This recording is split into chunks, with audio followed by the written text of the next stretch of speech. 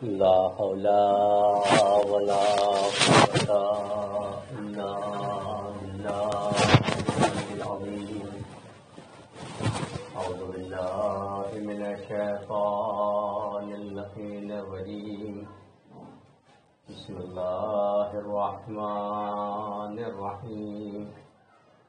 الحمد لله الذي هدانا لهذا وما كنا لنهتدي لولا أن هدانا الله لقد جاءت رسل ربنا بالحق.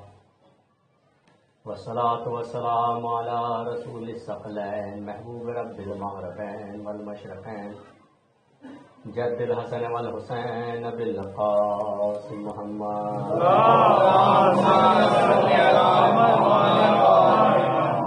وعلى أهل بيته الطيبين الطاهرين المعصومين ولعنة الله على أعدائهم أجمعين من الآن هذا إلى قيام يوم الدين. أما بعد فقد قال الله تبارك وتعالى في القرآن المجيد. بسم الله الرحمن الرحيم.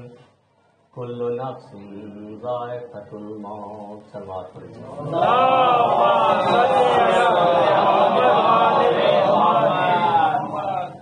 فیضان گرامی، قبل اس کے کہ میں اپنی رکوع کا آغاز کروں، مرتبہ سورہ الحمد، 3 مرتبہ سورہ الحمد کی تلاوت فرما کر شہناز بانو مل کے حیدر علی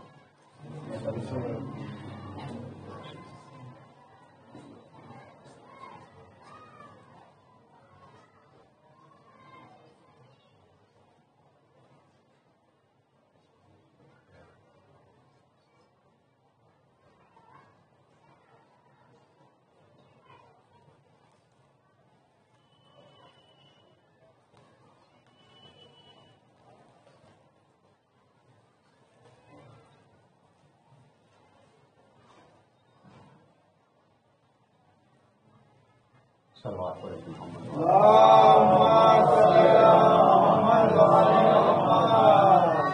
فیضان گرامی، اللہ کی ذات قرآن مجید میں مومنین اور آخر نبی کی امت سے خطاب کر رہا ہے. ارشاد ہو رہا ہے کل نفس ذائقۃ الموت. ہر نفس کو موت کا ذائقہ چکھنا. فیضان گرامی، موت سے فرار نہیں. گزشتگان اپنے گزشتگان کو دفن کرتے چلے آئے اور یہ سلسلہ خلقت کائنات سے اور انسان کے دنیا میں آنے کے بعد سے سلسلہ جاری ہے. اپنے زمانے کے لوگ اپنے ہی ساتھیوں کو اپنے ہاتھوں سے دفن کرتے چلے آئے ہیں کہ جب کائنات میں چند افراد تھے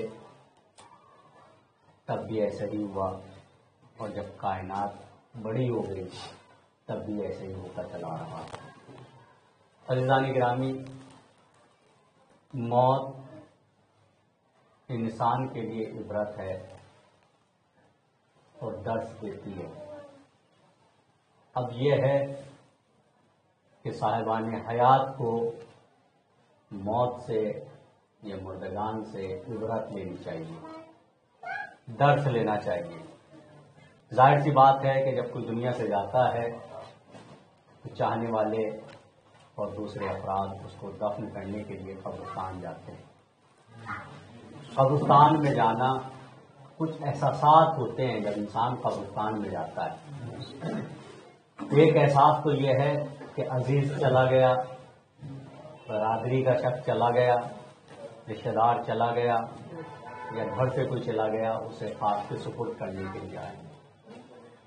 مگر وہیں فقط اسی کو سپرد نہیں کرتے ہیں، بلکہ بہت سے افراد اس آبادی میں، اس معاشرے میں تنہا اپنے اپنے گھروں میں سوئے ہوئے ہوتے ہیں کہ جہاں ہر انسان کا اپنا ایک مستقل اور الگ گھر ہے اور وہ اپنے گھر میں سویا ہوا ہے.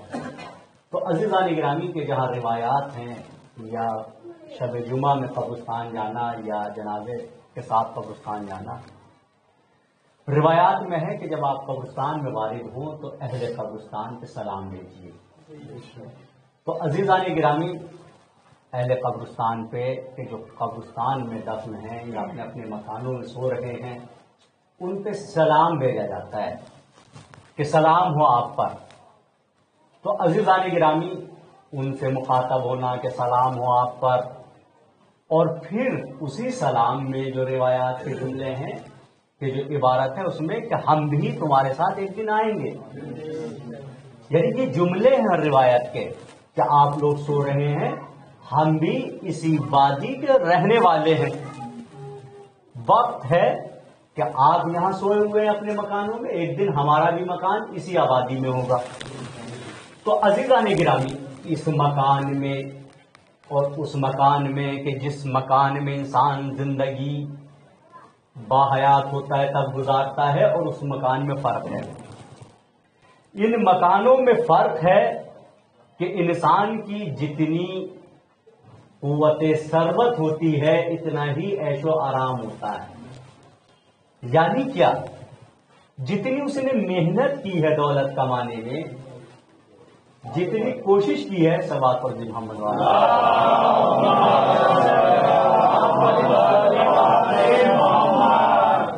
کہ جتنی اس نے کوشش کی ہے دنیا میں، اتنا ہی اچھا اس کا مکان ہوتا ہے۔ کسی نے کم محنت کی ہے تو اس کا اتنا ایسا ہی ہوگا، اور اگر کسی نے زیادہ محنت کی ہے تو اس کے گھر میں اچھی طرح سے خوبصورت طریقے سے کمرے بھی زیادہ ہوں گے اور آسائش کے سامان بھی ہوں گے، اے سی بھی ہوگی، کولر بھی ہوگا، فلاں چیز بھی ہوگی، اور تمام ضروریات زندگی مہیا ہوں گی۔ یہ جو دنیا میں اس کا گھر ہے، تمام ضرورت کی چیزیں مہیا ہیں، وہ اس کی محنت کی وجہ سے ہے کہ جس نے جتنی محنت کی ہے۔ اس گھر میں محنت کرنے کے بعد اپنی زندگی کے آسائش و سامان کو فراہم کیا ہے، تو عزیزان گرامی کہ جب اس نے اپنے اس گھر میں وہ تمام آرام کی اور ضرورت کی چیزوں کو مہیا کر لیا ہے، تو اسی طرح سے اس گھر کے لیے بھی اسے انتظام کرنا ہوگا۔ اس گھر کے لیے بھی انتظام کرنا ہوگا۔ اس گھر کے لیے اس نے محنت کی ہے، زحمتیں برداشت کی ہیں، راتوں کو جاگا ہے، دن میں دھوپ میں کھڑا رہا ہے، سفر کیے ہیں۔ کس لیے کیے ہیں؟ تاکہ اپنے گھر کو بہتر سے بہتر بنا سکے۔ تو عزیزان گرامی، زحمات کے نتیجے میں یہ گھر بہتر بنا ہے، لہذا وہ گھر بھی کہ جن گھروں کو ہم قبرستان میں جا کر کے دیکھ کے آتے ہیں یا اپنوں کو ان گھروں میں منتقل کر کے آتے ہیں، ان گھروں میں بھی آشائش اور آرام کی ضرورت ہے۔ تو عزیزان گرامی، وہ سامان کیسے فراہم ہوگا؟ نہ یہ اے سی وہاں جائے گی کہ جو زندگی میں ہم نے جس کو کمایا ہے، نہ یہ کولر وہاں جائے گا، نہ یہ فرش وہاں جائے گا، نہ یہ لائٹ وہاں جائے گی۔ پھر کیا جائے گا کہ ہماری قبر میں نور پیدا ہو۔ توجہ کیجیے گا، جس طرح سے اس گھر میں ہمیں روشنی کی ضرورت ہے، اسی طرح سے اس گھر میں بھی روشنی کی ضرورت ہے۔ جس طرح سے اس گھر میں ہمیں آرام اور بہترین بستر کی ضرورت ہے، اسی طریقے سے اس گھر میں بھی ہمیں بستر کی ضرورت ہے۔ تو عزیزان گرامی، جس طرح سے ہمیں اس گھر میں آرام کی ضروریات کی چیزوں کی ضرورت ہے، اسی طرح سے اس گھر میں بھی ضرورت ہے۔ اب ہوگا کیا؟ ہوتا یہ ہے کہ ہم نے اپنے اس گھر میں محنت کی، اے سی خریدی، کولر خریدا، ٹی وی خریدی، فریج خریدا اور واشنگ مشین خریدی، تمام ضرورت کی چیزوں کو خرید لیا، محنت کر کے پیسہ کمایا اور پیسے سے ان چیزوں کو خریدا۔ تو عزیزان گرامی، اس گھر میں ضرورت کیا ہوگی؟ کون سی چیز ہوگی؟ اے سی لے جا نہیں سکتے، کولر لے جا نہیں سکتے، فریج لے جا نہیں سکتے، لحاف لے جا نہیں سکتے، لہذا ضرورت ہے تمام چیزوں کی۔ تو عزیزان گرامی، خدا نے کہہ دیا ہے کہ تم نمازوں کو پڑھ کے آؤ، تمہاری قبر نور سے منور ہو جائے گی۔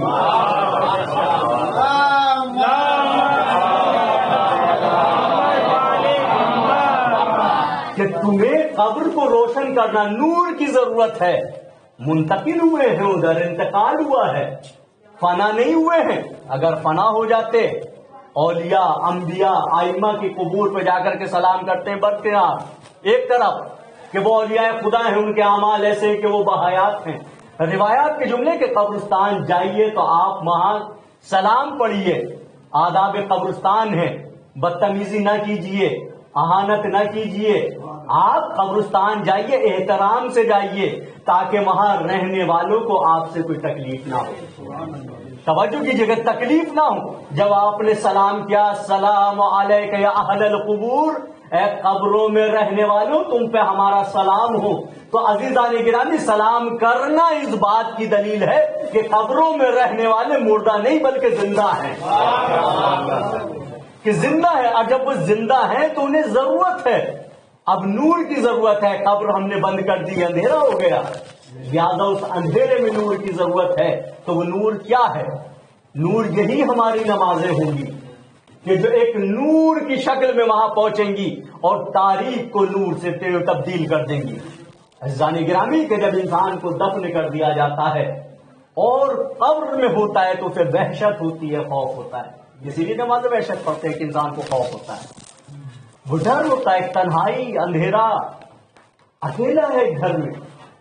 تو عزیزان گرامی نماز وحشت. اب جب یہ تنہا ہوتا ہے، تنہائی کا عالم، ایک مرتبہ اسے کچھ روشنی کا احساس ہوتا ہے، دل میں جان آتی ہے. کہا کہ تو کون؟ کہ میں تنہائی میں اندھیرے میں لیٹا ہوا تھا. تو جواب ملتا ہے کہ ہم تیری نمازیں ہیں. توجہ کیجیے گا، ہم تیری نمازیں ہیں. پھر یہی انسان کہے گا کہ میں نے نمازیں تو پڑھی ہیں مگر جس طرح سے ہونا چاہیے اس طرح سے نہیں ہے. تو نمازیں جواب دیں گی کہ جس طرح سے تو نے ادا کیا تھا کہ نماز میں خشوع اور خشوع ہوتا تو تیری قبر اسی طریقے سے منور ہوتی.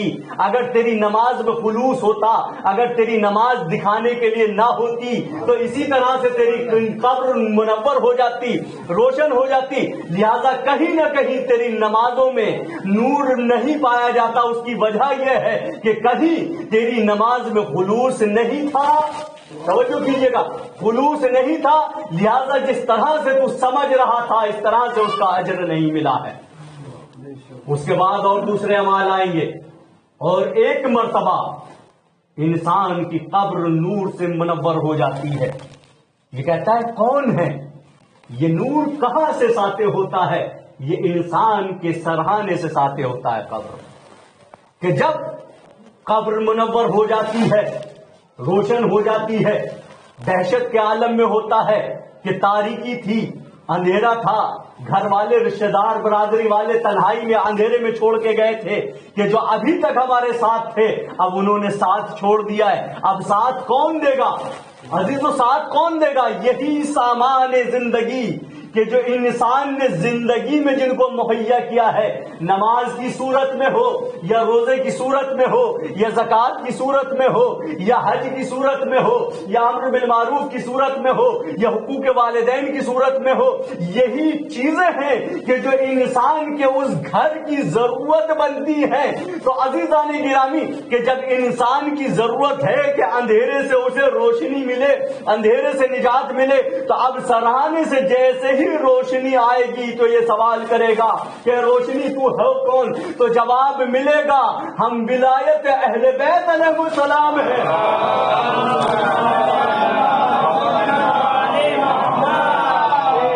کہ اہل بیت علیہ السلام کی ولایت ہے کہ جو تیرے دل میں پائی جاتی تھی. اہل بیت علیہ السلام سے محبت کرتا ہے تو عزیزان گرامی اس گھر کے لیے انتظام کرنا ہے.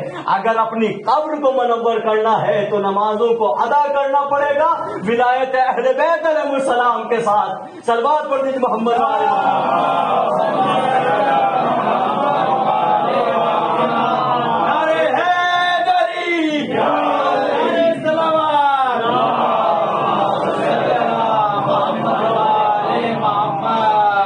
طرح سے زندگی میں ہمیں اچھے گھر کی ضرورت ہوتی ہے. اگر گھر چھوٹا ہوتا ہے تو تکلیف ہوتی ہے کہ گھر چھوٹا ہے، کسی کو بلا نہیں سکتے، بھائی گھر چھوٹا ہے. گھر بڑے کی ضرورت ہے. تو عزیزان گرامی کہ جس طرح سے ہم یہاں احساس کرتے ہیں کہ ہمیں زندگی میں دنیا میں ایک بڑے گھر کی ضرورت ہے کہ جس میں ہم سکون سے بیٹھ سکیں، سکون سے جو رہ سکیں، اگر کوئی آنے والا ہو تو ہم اس کا استقبال کر سکیں، ہم اس کو اپنے گھر میں بلا سکیں، اسی طریقے سے اس گھر کی بھی ہمیں ضرورت ہوتی ہے کہ وہ گھر بھی ہمارا بڑا ہو، وہ گھر بھی بڑا ہو، وہ گھر چھوٹا نہ ہو، تاکہ ہم صحیح سے بیٹھ سکیں، تاکہ صحیح سے اٹھ سکیں، تاکہ سکون سے اس گھر میں رہ سکیں۔ عزیزان گرامی وہ گھر بڑا کیسے ہوگا؟ جس طرح سے دنیا میں بڑا گھر بنانے کے لیے زیادہ محنت کرتے ہیں تاکہ زیادہ محنت کریں اور اس محنت کرنے کے بعد جو دولت اور پیسہ اور ثروت کو حاصل کریں اس ثروت سے بڑا گھر خرید سکیں یا بڑا گھر بنا سکیں، اسی طریقے سے اس گھر کو بڑا بنانے کے لیے دنیا میں محنت کرنا ہوگی، دنیا میں زحمتیں برداشت کرنا پڑیں گی، دنیا میں اپنے اخلاق کو ایسا بنانا پڑے گا تاکہ ہمارا وہ گھر بڑا ہو جائے۔ اگر انسان کا اخلاق اچھا ہے، گھر والوں کے ساتھ، پڑوسیوں کے ساتھ، رشتہ داروں کے ساتھ، اپنے بیوی بچوں کے ساتھ، اپنے والدین کے ساتھ، تو یہ جان لیجئے کہ یہ آخرت میں اپنا بڑا گھر کما رہا ہے، یہ آخرت میں اپنا بڑا گھر بنا رہا ہے، یہ اپنی قبر کو بڑا کر رہا ہے۔ تو عزیزان گرامی اگر اس کا اخلاق اپنے بیوی بچوں اور اپنے والدین، بھائی بہن بھائیوں کے ساتھ اخلاق اچھا ہے تو روایت کے یہ جملے ہیں کہ اگر کسی کا اخلاق اپنے گھر والوں کے ساتھ اچھا ہے تو خداوند عالم اس کی قبر کو کشادہ کر دیتا ہے، چوڑا کر دیتا ہے، وسیع کر دیتا ہے، اور اگر کسی کا اخلاق برا ہے تو خداوند عالم اس کی قبر کو تنگ کر دیتا ہے۔ صلوات پڑھ دیجیے اپنے آل محمد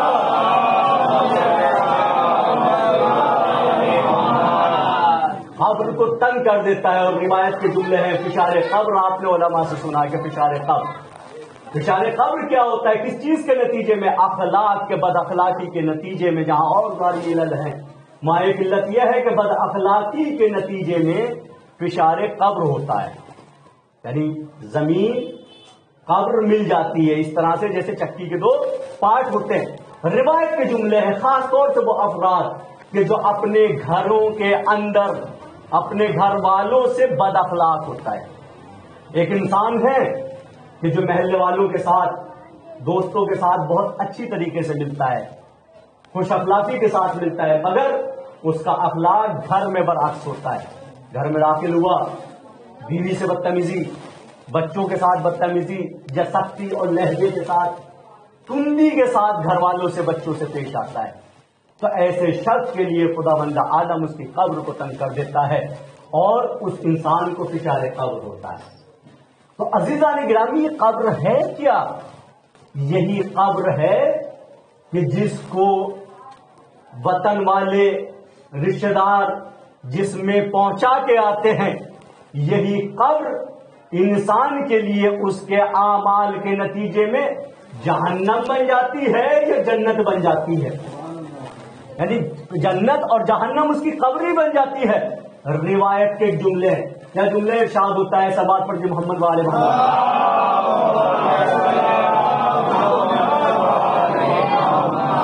من ماتا علی حب آل محمد ماتا شہیدہ، کہ جو آل محمد کی محبت میں مرتا ہے شہید ہوتا ہے۔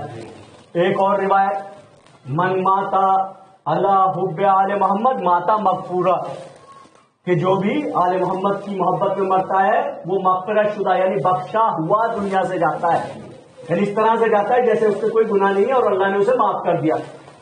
ایک اور روایت ایسی مفہوم کی ارشاد ہوتا ہے کہ من ماتا علی حب آل محمد فتحا فی قبرہ ابوان من الجنہ، کہ جو بھی اہل بیت علیہ السلام کی محبت میں اس دنیا سے جاتا ہے تو خداوند عالم اس کی قبر میں جنت کے 2 دروازے کھول دیتا ہے۔ تو عزیزان گرامی جنت کے 2 دروازے کھول دیتا ہے۔ اب کیا وہ وہی قبر ہے کہ جس کے حوالے ہم کر کے گئے تھے؟ اگر اس کے اعمال اچھے ہیں تو خداوند عالم جنت کے دو دروازے کھول دیتا ہے، یعنی گویا اس کی قبر کو جنت بنا دیتا ہے۔ اور اگر اعمال اچھے نہیں ہوتے، بد اخلاق ہوتا ہے اور اہل بیت علیہ السلام کے حکم کی تعمیل نہیں کرتا ہے تو خداوند عالم اس کی قبر کو جہنم بنا دیتا ہے۔ صلوات پڑھ دیجیے عظمت والے محمد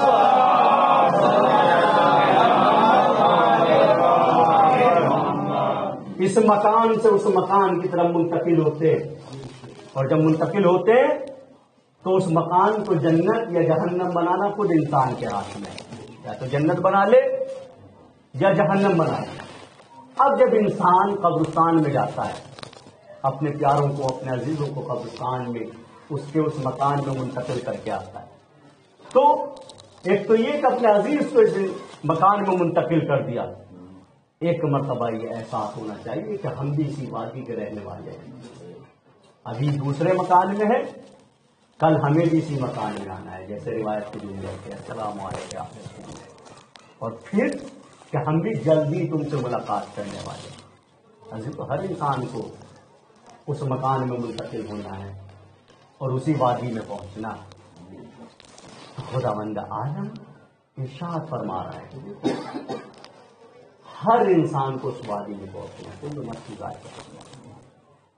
اب جب ہر نفس کو اسی وادی میں منتقل ہونا ہے تو پھر کیا کرنا ہے، کیوں کرنا ہے، کیوں پہنچنا ہے؟ اللہ نے دنیا میں بھیجا تھا اور اللہ ہی اس دنیا سے واپس بلا لیتا ہے۔ ارشاد ہوتا ہے قرآن مجید کی آیت ہے انا للہ و انا الیہ راجعون، کہ ہم اللہ کے لیے ہیں، بیٹے بالتحقیق ہم اللہ کے لیے ہیں، وَإِنَّ لَهُ، اور ہمیں کیا کرنا ہے، اور اسی کی طرف ہمیں برگشت ہونی ہے، ہمیں اسی کی طرف واپس ہونا ہے۔ انا للہ و انا الیہ راجعون، اور ہمیں اسی کی طرف پلٹ کے جانا ہے۔ یہ ارشاد کہ ہر نفس کو موت کا ذائقہ چکھنا ہے اور ہم سب اسی کے لیے ہیں اور اسی کی طرف پلٹنا ہے، موت اسی کی طرف پلٹا دیتی ہے۔ تو اب کرنا کیا ہے کہ جب ارشاد ہو گیا، خداوند عالم نے قرآن مجید میں ارشاد فرمایا اور ہم اپنی آنکھوں سے دیکھ رہے ہیں کہ اپنے ہاتھوں سے دفن کر رہے ہیں، اپنے ہاتھوں سے کفن پہنا رہے ہیں، غسل دے رہے ہیں اور دفن کر رہے ہیں، پھر ہمیں یہی کرنا ہے کہ اس کے لیے آمادہ ہونا ہے۔ ارشاد ہوتا ہے اطیعوا اللہ واطیعوا الرسول واولی الامر منکم، اللہ کی اطاعت کرو، رسول اللہ کی اطاعت کرو اور اولی الامر کی اطاعت کرو۔ عزیزان گرامی، اطاعت کیوں کرائی جا رہی ہے؟ اطاعت کس لیے؟ ارشاد ہو چکا ہے، قرآن فرما چکا ہے کہ ہر ذی نفس کو موت کا ذائقہ چکھنا ہے اور یہ تمام موجودات اللہ ہی کے لیے ہیں، اور پھر اللہ کی طرف برگشت ہونا ہے، واپس ہونا ہے۔ جب واپس ہونا ہے کس طریقے سے واپس ہونا ہے؟ اطاعت کے ساتھ واپس ہونا ہے، نافرما برداری کے ساتھ واپس نہیں ہونا، اس کے حکم کی تعمیل کر کے واپس ہونا ہے، نافرمانی کر کے واپس نہیں ہونا۔ اگر حکم کی تعمیل کر کے واپس ہوں گے تو اللہ اس گھر کو جنت بنا دے گا، اور اگر حکم کی تعمیل نہیں کریں گے تو اللہ اس گھر کو جہنم بنا دے گا۔ تو عزیزان گرامی، اطاعت ضروری ہے۔ کیوں ضروری ہے؟ اس لیے کہ ہم اللہ کے لیے ہیں، اللہ کی ملکیت ہے، اللہ نے ہمیں اس دنیا میں بھیجا ہے، اور جب اس دنیا میں بھیجا ہے تو ہمیں اس کے حکم کی تعمیل کرنا ہے، اسی کے حکم پہ انجام دینا ہے۔ عزیزان گرامی، اگر کوئی انسان کسی کی نوکری کرتا ہے تو ہمیشہ اپنے مالک سے ڈرتا رہتا ہے، اور ہمیشہ جیسے ہی وہ کسی کام کو کہتا ہے تو فوراً انجام دیتا ہے۔ کیوں انجام دیتا ہے؟ کہ اگر کام کو انجام نہیں دے گا یا تو نوکری سے باہر نکال دے گا، اپنی سلطنت سے، اپنے دائرے سے باہر نکال دے گا، یا پھر وہ اس کو پیسہ نہیں دے گا، تنخواہ نہیں دے گا، نہیں سزا دے گا۔ تو عزیزان گرامی، جب یہ ایک عام انسان اگر کسی کا وقت خریدتا ہے، کسی کو نوکری پہ رکھتا ہے، اور اگر اس کے حکم کی تعمیل نہ ہو تو مالک اس کو سزا دیتا ہے، یا تو نکالنے کے بعد یا اس کو تنخواہ نہ دینے کے بعد، اور یہ بندہ، یہ غلام بھی اس کے حکم کی اطاعت کرتا رہتا ہے۔ کس وجہ سے؟ اس وجہ سے کہ اس کو مختصر سے مال دنیا میں سے کچھ دیتا ہے۔ توجہ کیجیے گا، مال دنیا سے کچھ دیتا ہے، تب اور یہ مال دنیا سے کس وقت دیتا ہے؟ اس وقت دیتا ہے کہ جب یہ اپنے نوکر سے اتنا کموا لیتا ہے کہ اس کے لیے بھی بچ جائے اور اسی میں سے اس کو دیتا ہے. توجہ کیجیے گا, اسی میں سے دیتا ہے. یہ ایک عام مالک ہے, اور ایک وہ مالک ہے کہ جو اپنی اطاعت کا حکم دے رہا ہے کہ وہ کموانے کے بعد اپنے لیے کچھ نہیں رکھتا ہے, بلکہ جو کمواتا ہے وہ سارا اس کو واپس کر دیتا ہے.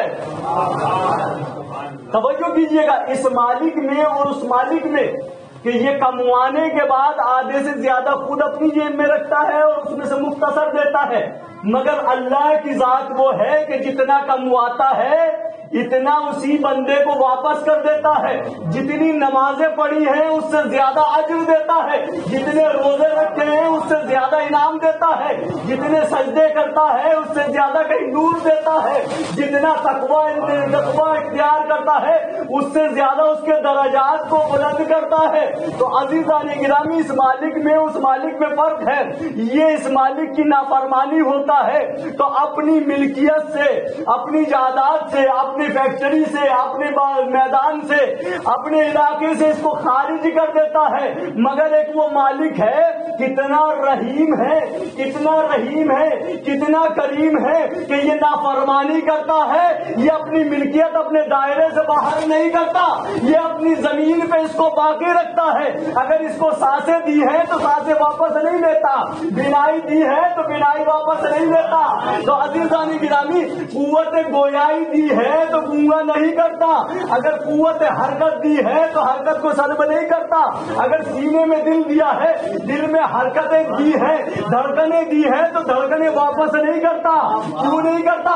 اس لیے کہ یہ رحیم ہے, کریم ہے, انتظار کرتا ہے کہ شاید میرا بندہ توبہ کر لے. سرکار پنڈت جی عظمت آل محمد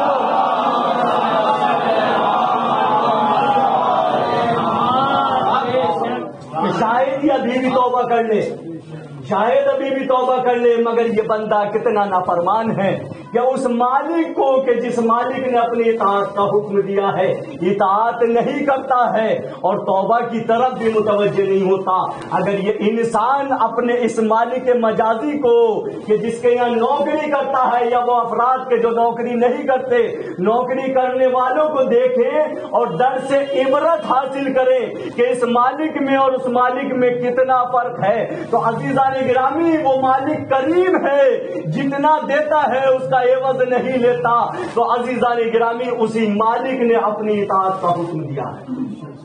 اگر اس کی اطاعت کر کے جائیں گے تو وہ اتنا دے گا کہ تمہاری قبر کو منور کر دے گا, اسی قبر کو کشادہ کر دے گا. یہ ہے کیا؟ ہر انسان کو ادھر جانا ہے, لہذا اس کی یاد اور اس کو یاد کرنا اور اس کے حکم کی تعمیل کرنا ہر انسان کا ہوتا ہے. انسان بھول جاتا ہے, ہر انسان کو اس دنیا سے جانا ہے. یہ وہ زمانہ ہے کہ پہلے زمانے میں اگر کسی کے مرنے کی انسان خبر سنتا تھا تو دل کانپ جاتا, مگر آج لاکھوں لوگوں کے مرنے کی خبر واٹس ایپ, یوٹیوب, اس پہ سوشل میڈیا پہ سنتا ہے ایک ہی وقت میں, مگر اس پہ کوئی اثر نہیں. دن سب کچھ ہو جاتے. یہ وہ زمانہ ہے کہ روایت پہ جملے ہیں کہ قیامت جب آنے والی ہوگی تو ایسی صورت میں دنیا سمٹ کے ایک پیالے میں آ گئی ہوگی. لفظ پیالہ استعمال ہوا تھا کہ دنیا سمٹ کے ایک کوزے میں آ گئی ہوگی, ایک پیالے میں آ گئی ہوگی. تو عزیزان گرامی, یہ موبائل ہے کیا؟ وہی ایک پیالہ ہے. دنیا سمٹ چکی ہے. ابھی میں آپ کے سامنے گفتگو کر رہا ہوں, اسی وقت اگر کوئی یوٹیوب چینل پہ آن لائن دینا چاہے تو پوری دنیا اس وقت میں دے. دنیا سمٹ چکی ہے, قیامت قریب ہے, وہ آثار قریب ہیں. عزیزان گرامی, آثار قریب ہیں, قیامت نزدیک ہے, پھر بھی انسان غافل ہے, غفلت میں ڈوبا ہوا ہے. جبکہ موت ایک اٹل حقیقت ہے کہ جس حقیقت سے اٹھنا ہر انسان کو ہونا ہے. تو عزیزان گرامی, ہر وقت موت کو یاد رکھنا چاہیے. کچھ نہیں پتا کہ اب انسان اس وقت بیٹھا ہوا ہے, باہر نکلنے کے بعد کیا ہو. صحیح سالم سوتا ہے ایسے واقعات ملتے ہیں، اور صبح کو سانسیں نہیں ہوتی ہیں، دنیا سے چلا جاتا ہے، ہر وقت ہر لمحہ مولا کائنات ارشاد فرماتے ہیں کہ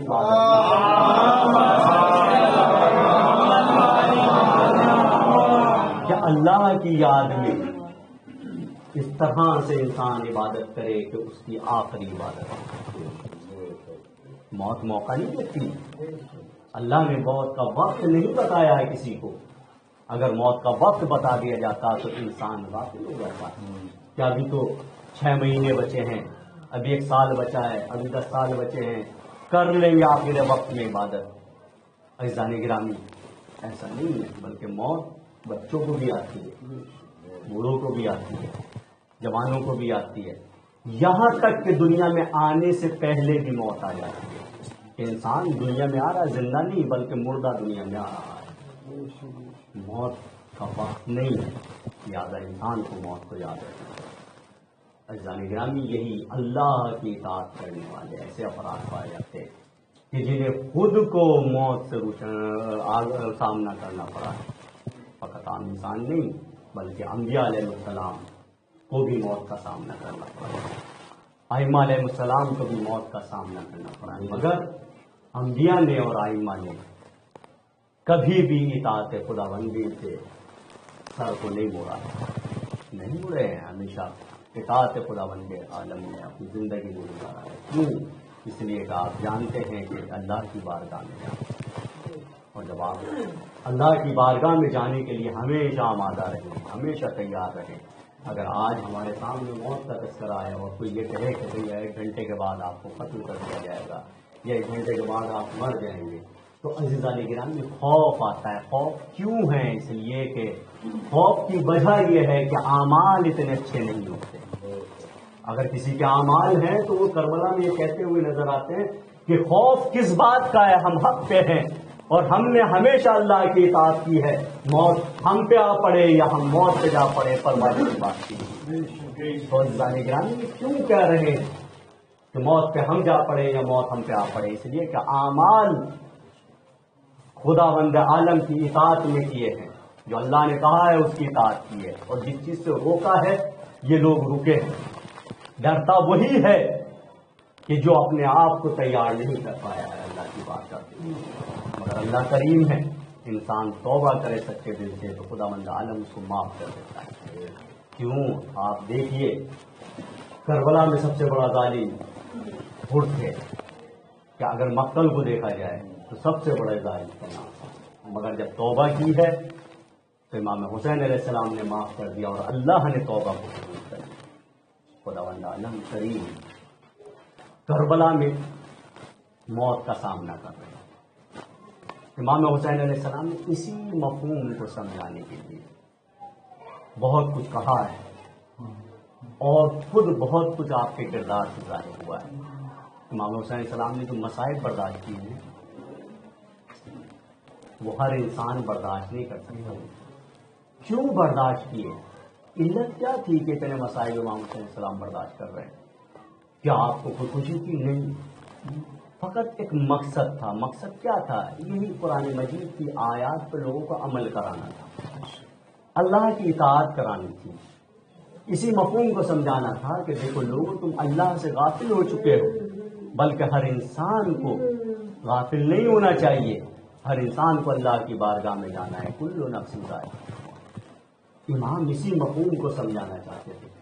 آسان نہیں ہے کہ امام حسین علیہ السلام نے جو مسائل برداشت کیے اسی مفہوم کو سمجھانے کے لیے کہ مدینے کو چھوڑا اور آپ چھوڑ کے چل دیے۔ انسان جب وطن سے نکلتا ہے، گھر کو چھوڑتا ہے تو اسے تکلیف ہوتی ہے، احساس ہوتا ہے، جبکہ یہ یقین ہوتا ہے کہ میں وطن واپس چلا جاؤں گا۔ امام حسین علیہ السلام نانا کے مزار کو چھوڑ رہے ہیں۔ کس کے مزار کو چھوڑ رہے ہیں عزیزو؟ اس انسان کے مزار کو چھوڑ رہے ہیں کہ جس کے دنیا سے جانے کے بعد امام حسین علیہ السلام سے برداشت نہیں ہوا، برداشت نہیں ہوتا تھا کہ نانا جدا ہو گئے۔ خداوند عالم سے دعا کی کہ پالنے والے، ارے مجھ سے نانا کی جدائی برداشت نہیں ہوتی ہے، کوئی مجھے ایسا فرزند عطا کر دے کہ جو میرے نانا کی شبیہ ہو۔ جناب علی اکبر کی ولادت ہوتی ہوا، وہ نانا سے کتنا محبت کرتے تھے کہ ہر روز مزار پہ جاتے تھے اپنے نانا کے، اور نانا سے راز و نیاز کرتے تھے حسین اس نانا کے مزار کو چھوڑ دے۔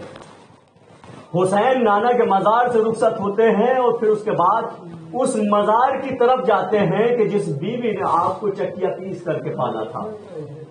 شہزادی جناب زہرا کے مزار پہ جاتے ہیں، اور جانے کے بعد کس طرح سے جا رہے ہیں مزار پہ، کس طرح سے رخصت ہو رہے ہیں، اس طرح سے جا رہے ہیں اپنی مادر گرامی کے مزار پہ، ارے گھٹنیوں اور کوہنیوں کے بل جا رہے ہیں، ارے جس طرح سے ایک چھوٹا سا بچہ اپنی ماما کے قریب، اپنی ماں کے قریب جاتا ہے، حسین اپنی ماں کے مزار پہ ارے اسی طریقے سے جا رہے ہیں، اور ماں کے مزار پہ جانے کے بعد کہتے ہیں اماں ارے میں آپ سے رخصت کے لیے آیا ہوں، اب مجھے آپ کے مزار پہ آنا نصیب نہیں ہوگا۔ ارے اماں، ارے ماں سے رخصت ہوتے ہیں، الوداع کہتے ہیں، عجب نہیں جناب زہرا نے جواب دیا ہو، ارے بیٹا ارے تو میری قبر پہ نہیں آئے گا، تو رخصت ہو رہا ہے، میں بھی اپنے مزار کو چھوڑ رہی ہوں، بیٹا جہاں جہاں تو جائے گا تیری ماں تیرے ساتھ ساتھ رہے گی۔ عجب نہیں زہرا نے کہا ہوگا اے میرے لال، جب تو زمین سے زمین کی طرف آگا اور تیرا جسم مطہر تیروں پہ معلق ہوگا، حسین ارے میں تیرا سر زمین سے لگنے نہیں دوں گی، بلکہ میں اپنی آغوش میں دے دوں گی۔ عزیزو ارے زہرا سر حسین جب شبر نے جدا کیا، شہزادی نے آغوش میں لے لیا، آجا میرے لال میری گود میں آجا۔